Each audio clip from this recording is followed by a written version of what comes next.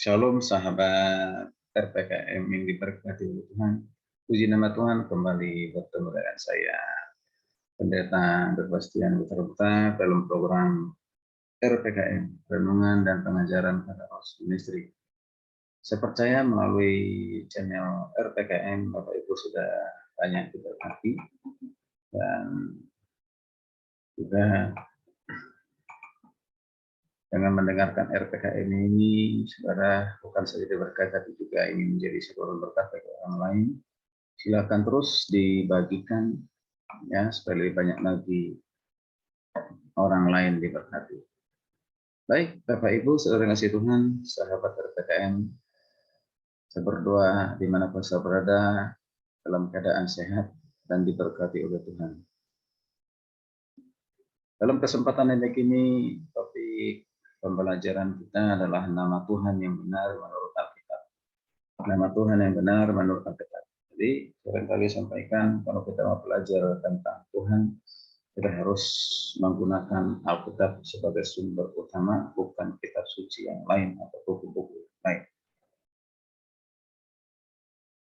Baik, saya ingin berbagi. Saya mengambil sumbernya, ini adalah dari buku yang ditulis oleh Bapak Rohani saya, yaitu Pak Willy Padana Solang, yaitu dengan judul Tritunggal Biblika. Tritunggal Biblika, buku ini luar biasa, saya sangat diberkati, maka saya ingin berbagi bagi Bapak Ibu saudara kasih Tuhan, terutama dalam hal nama Tuhan yang benar menurut kita. Ini ada di bab 5 ya. Silakan beli buku itu supaya saudara juga diberkati. Ya, bagi saudara yang sulit untuk mendapatkan buku ini ataupun mungkin ya tidak belum mampu untuk memiliki buku, saya akan berbagi ya lewat channel ini. Sahabat RPKM yang diberkati Tuhan, dalam setiap diskusi atau perbincangan tentang nama Tuhan Sang Pencipta alam semesta, orang cenderung bertanya siapakah nama Tuhan yang sebenarnya. Bahkan saya pernah mengadakan seminar ya yang diselenggarakan oleh Saudara Taros tentang nama Tuhan, ya, nama Tuhan. Oke. Nah, kita lihat bersama-sama siapa nama Tuhan sebenarnya. Ya.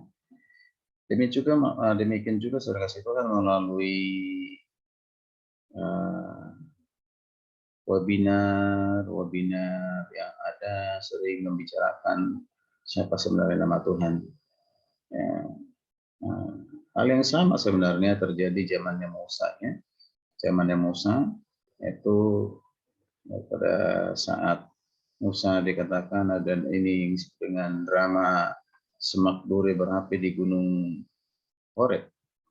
Musa mewakili umat Israel bertanya dalam bahasa Ibrani kepada malaikat Tuhan, yaitu Allahnya Abraham, Allahnya Ishak, dan juga Allahnya Yakub. Ya. Dikatakan yaitu Masemo, ya, Masemo. Artinya apa? Apakah namanya? Apakah namanya? Lalu Tuhan menjawab, ya, Eheye Asir Eheye. Nah, sekali lagi, Eheye Asir Eheye. Artinya apa? Aku adalah aku. Ya. Kemudian Tuhan sendiri menyampaikan namanya dalam bentuk frasa, ya, yaitu dengan satu kata, yaitu Yahweh, ya, Yahweh atau Yehwa, ya, Yehwa atau itulah namaku. Nah, ini bisa kita baca di Keluaran 3 ayat 13 sampai 15. Nah, itu sebagai pengantar.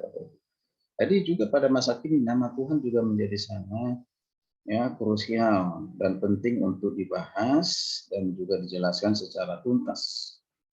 Ya, karena apa? Karena telah muncul sejumlah pandangan dan cara dari kelompok-kelompok Kristen tertentu dalam memanggil nama Tuhan.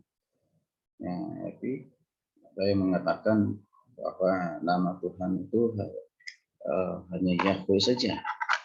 Ya, jangan sebut panggil Allah karena Allah itu sebutan Tuhan agama lain. Nah, gitu ya. Nah, Bapak Ibu, mari bersama-sama kita memahami tertentu menurut Alkitab, ya, Alkitab.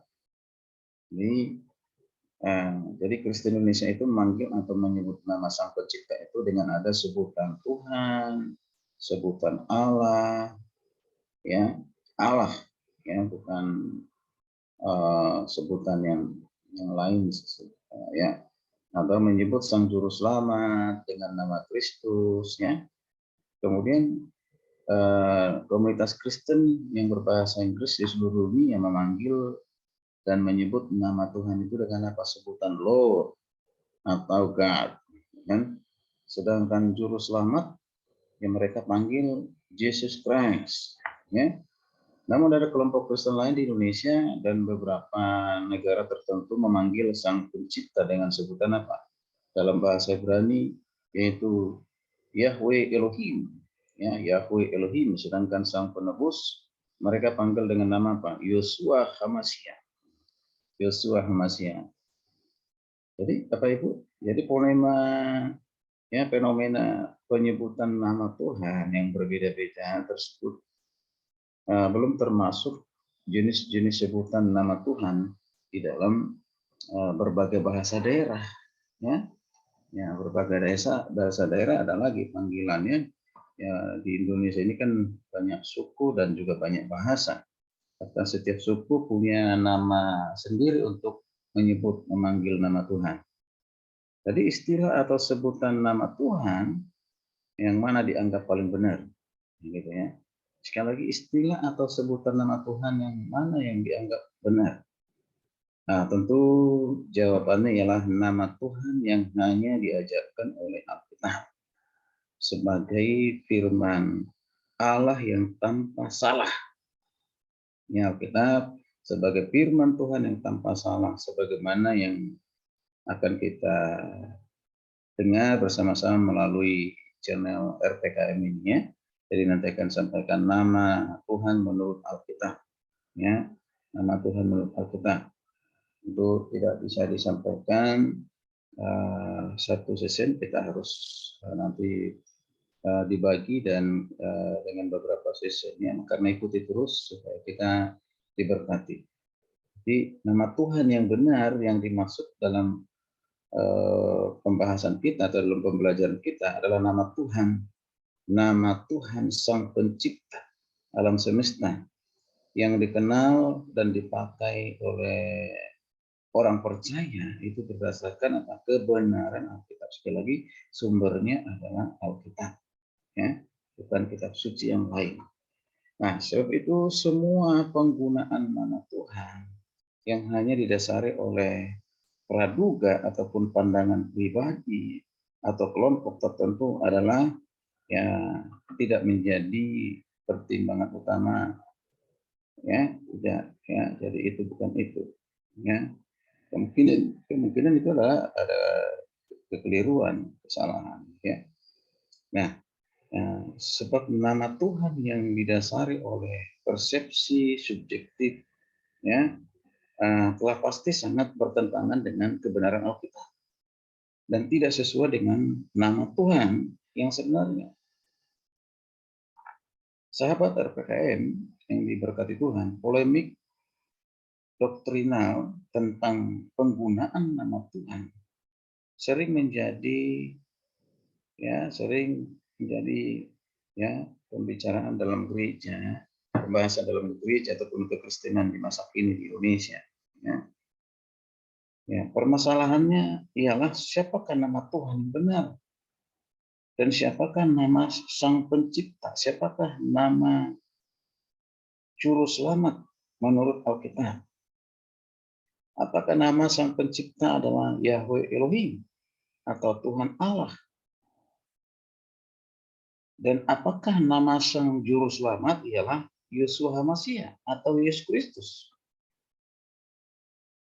Jadi pada prinsipnya nama Tuhan Sang Pencipta dalam Alkitab baik itu Perjanjian Lama terbentuk dalam lingkup konteks bahasa dan budaya bangsa Israel yang berbahasa Ibrani. Karena itu nama Tuhan dalam Perjanjian Lama tentu dikenal secara resmi dalam bentuk terminologi bahasa Ibrani. Nah, sebab Tuhan Allah Abraham, Allah Ishak dan Allah Yakub, ya sudah kan dikatakan dalam Keluaran 3 ayat 6, untuk pertama kalinya memperkenalkan namanya itu apa? Kepada komunitas bangsa pilihannya, yaitu bangsa Israel. Ya. Nah, karena itu nama Tuhan, Tuhan, tadi huruf kapital semuanya Tuhan, Sang Pencipta, tentu ditulis dalam bahasa aksara, bahasa Ibrani sebagai bahasa utama bangsa Israel. Nah, fakta ini terbukti bahwa pada umumnya nama Tuhan berdasarkan Alkitab Perjanjian Lama dikenal oleh orang percaya ialah dalam bentuk apa? Bahasa Ibrani. Sebagaimana dijelaskan dalam uraian nanti nama-nama yang akan dijelaskan di berikutnya ya. Ya, nanti kita akan bahas beberapa nama. Jadi sekali lagi, kalau kita mau memahami dengan benar nama Tuhan harus melihat dari bahasa Ibrani, bahasa utama yang digunakan oleh bangsa Israel. Jadi bukan menggunakan bahasa lain, termasuk bahasa Inggris, bahasa Indonesia, ya, atau bahasa daerah. Karena nama Tuhan dimulai dari bahasa Ibrani, maka kita jangan sampai anti belajar bahasa asli dari Alkitab, bahasa Ibrani, atau bahasa Yunani kalau Perjanjian Baru, ya. Bahasa Ibrani Perjanjian Lama. Itu nanti kita akan membahas ya, yaitu tentang nama-nama Tuhan dalam bahasa Ibrani, yaitu dengan disebut dengan Elohim, Yahweh, ya, kemudian Adonai, dan nama-nama yang lain. Baik, ikuti terus channel ini, kiranya boleh menjadi berkat bagi Bapak Ibu Tuhan. Ya, nama Tuhan adalah menara yang kuat. Kesanalah kita berlari ya untuk memohon kekuatan pertolongan dari Tuhan, dan Dialah yang memberikan hikmat kemampuan kepada kita untuk mengerti siapa Tuhan, termasuk mengerti siapa namanya. Segala kemuliaan, pujian, penghormatan bagi Bapa, Anak, dan Roh Kudus. Haleluya. Sampai bertemu di season yang kedua. Terus bagikan channel ini, konten ini supaya lebih banyak lagi orang yang berkati. Shalom, Tuhan Yesus memberkati kita sekalian.